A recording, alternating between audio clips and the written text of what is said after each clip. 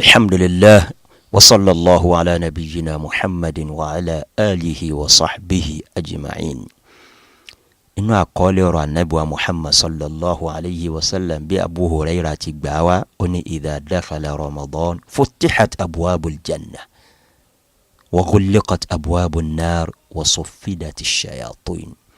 Ànábì ní báwẹ̀ bá ti wọlé bí mi rẹ̀ ti wà nínú ramadan yìí Olúwa ti ṣí gbogbo ilẹ̀kùn àlìjẹ́nnà kalẹ̀.